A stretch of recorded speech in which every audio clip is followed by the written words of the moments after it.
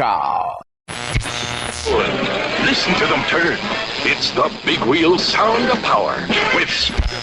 And, oh, speaking of drinks. Yes. Take 3. Hey, speaking of drinks, are you a Scotch person? Not are you from Scotland? I am a teetotaler. You're a teetotaler. What? Yeah. Really? I didn't know that. Whole life, man. All right. Well, never mind then. Because I was going to tell you about a great glass of Scotch I had, but it would... You can tell me about your great glass of Scotch. Well, no, but it wouldn't matter because I was going to ask you if you had it, and then we could talk about, the tasting notes and all that stuff, but it's fine. I'll just tell everybody else that Bryan Chaffin is here. He is the editor-in-chief. You heard him earlier, by the way, when I screwed up and said managing editor. Don't do that. He gets angry. I came back. And thank you very much for so doing. Although you may have just come back for the big cash and lots of prizes available to you, because now it is time to play everybody's favorite game. I believe that you were the first person to play this game for a third time. Ooh, how exciting. I accused Mike Rose of being that guy last time, and then went back and looked, and it turns out he had only played it twice, I believe. I think it was Mike. I don't know. Could be anybody. It all runs together now. So what game are you talking about, Ken? Talking about the wheel of stuff, of course. This is the thing where I found an app in the App Store, Daily Decision Wheel, plunked down the $4.99, and can I tell you, it may actually be the best $4.99 I've ever spent in the App Store, because they just keep updating this thing. It's given me, an avenue for content. I have actually had people write to me and say, I tried it. Now I use it every day for, different things. I think one person told me it was for a writing prompt. I can't remember what the other one was for. But, all kinds of interesting stuff that you can do. If you're an indecisive person, or if you're just decisive in different ways. Daily Decision Maker is the name of the app, but that's not what we're doing. We're doing the wheel of stuff. I have filled it with a bunch of different things that I think might make interesting, conversation starters. Okay. Because you and I have difficulty, talking. Oh, yeah. It's been tough. I don't even know how we got through. Super hard. As far as we have. Hey, what? Anyway, what do you say we give the wheel a spin? All right. I went and checked, by the way. I've taken everything that you have already answered off the wheel, so we won't have that embarrassing thing happen. You get one superpower. You get one superpower. What is the one superpower you choose? I want to fly. You want to fly? Okay. Yeah, I've had too many dreams of flying. It just seems like it'd be way too awesome. Okay, now let me ask you a question. When you were considering your superpower, were you thinking, and this would be a good way to help people, or were you thinking, yeah, if I could do something cool, I would just do the cool thing? I would love to use it to help people. Mm-hmm. Unfortunately, all I was thinking about was being able to leap off a tall building and fly. Yeah, because my follow-up question was going to be, what good is you being able to fly? I'm not saying there isn't any, and I can certainly see ways that would be a good thing. Like you could say, I'll fly up there and see how it looks. Well, I think that when I could do that, that's true.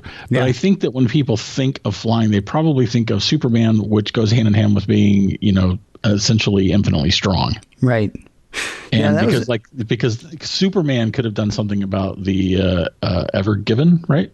Yeah, he could have, absolutely. But Bryan, the flyer, just like it's not going anywhere. You'd be able to fly up and go, man, those ships are really stacking up behind you guys. I can see I can see them stacking up. Yeah. But the question was one superpower. So that was the question. Get super strength too. Yeah. You don't get super strength too. Is that what you said? Correct. Yeah. It's kind of sad. I tell you, I learned that the hard way. I mean, thankfully, not in real life. Although that would have been cool too. But I was playing a role-playing game, a tabletop role-playing game where everybody was, superheroes, whatever. And it was right after Terminator 2 had come out. And so one of the things you could choose was to be metal. And I'm like, sweet, I'm going to be metal. And so they were like, okay, great. And so then something happened. I was like, cool. And I want to ooze through this thing. And the GM was like, whoa, you're not liquid metal. Right. And I was like, oh man, I totally screwed up on this one. Turns out it was more like Colossus, who I didn't know who Colossus was at the time. So it was really not helpful. If it helps, I still don't know who Colossus is. You didn't see Deadpool 2? Or Deadpool for that matter? Did see Deadpool 1 and 2. He's the big metal guy, the Russian metal guy. Oh yeah, I guess he is. Yeah. Okay. That's Colossus. Yeah, not to be confused with Juggernaut. Want to spin again? Yeah. Also, not to be confused with the T1000. Really, just don't confuse him with anybody. He's his own guy. Who's your favorite comedian? Wow.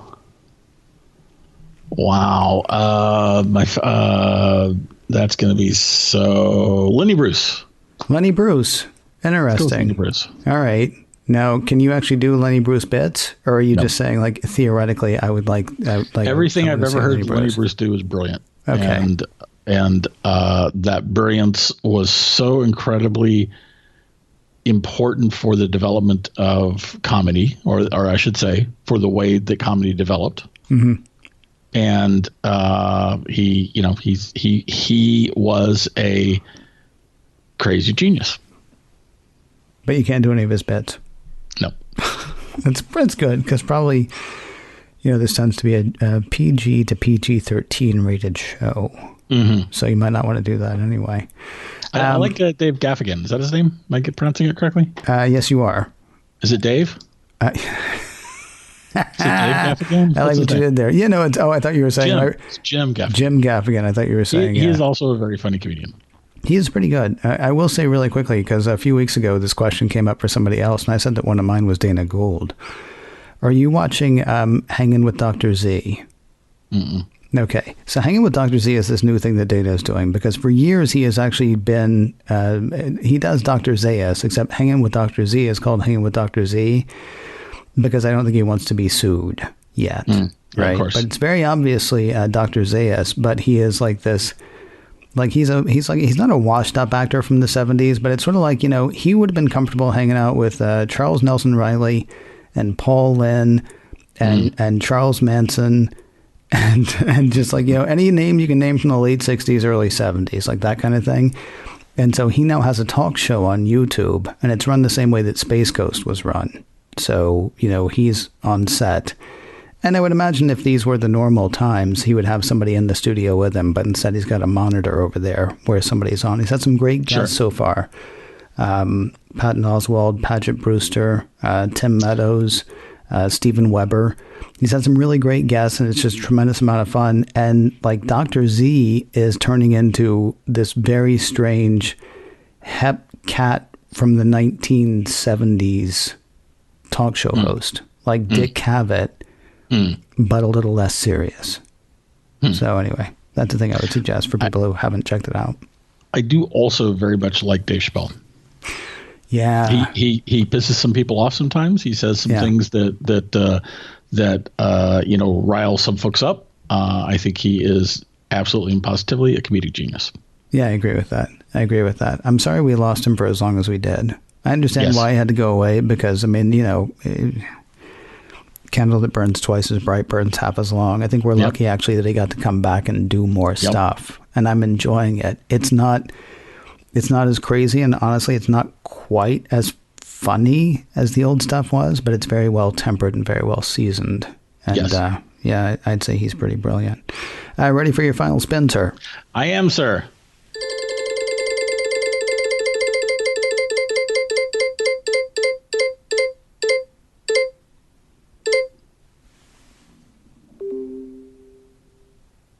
I like that we're ending with this one. Tell me about a magic place. Magic place. And it can be, kind of magic, or it can be, I was at this cafe one time and it was just, lovely, whatever. Like, tell me about one magic place. Twin Coves. Okay. Twin Coves was a little park off of Lake Grapevine. Lake Grapevine is a man-made lake in Texas. Texas has a lot of man-made lakes. Yeah. So this place was well off the beaten path. There was a part that you had to pay to get into. So that was some sort of park, like I don't know if it was a state park or a national park or even some local thing. I'm not actually sure. But the part that me and my friends would go hang out in was free. Mm-hmm. And we would go there in the middle of the night when there was no one around, and we would hang and we would talk. And so because it was a man-made lake, there were all these dead trees in the water because, of course, they flooded an area to make the lake, obviously. Yeah. And usually, at least in the when this was done in the 50s and 60s and 70s in Texas, they wouldn't clear out those trees. They would just leave them. Right. And so this place was very secluded. It was quiet. It was a fantastic place to, when you're an angsty teen, to think, and to try to solve the world's problems. I've been a teetotaler all my life. My friends at the time weren't drinking, although they are not teetotalers today. But so we weren't going there to do drugs or to drink or anything like that. It was always just a place to go, talk, hang out, and super important to me. It was very magical for me at the time. Okay, there was the time the spina bifida man attacked my friends, but that's that's another story. Time that what? Nothing. It's a thing. It's the push the car, and it was scary. Okay, but it was a magical place. All right, that's a really great answer. I like that. I love that we have. What's interesting is you just reminded me of one, which I'm not going to bore people with right now because it's practically the same story, except instead of being down by a man-made lake, it was up at the very top of a hill. But it was the same kind of place where when nobody was around, we'd go there and not drink and not do drugs and not smoke and just sort of sit and think and take in the world, which I had totally forgotten about until you got that question. So I'm glad that came up. I'm glad that I could remind you of that, man. Yeah. And I'm glad that you were available to spend this week with us. And of course, as always, sir, thank you very much for spinning the wheel of stuff. For sure.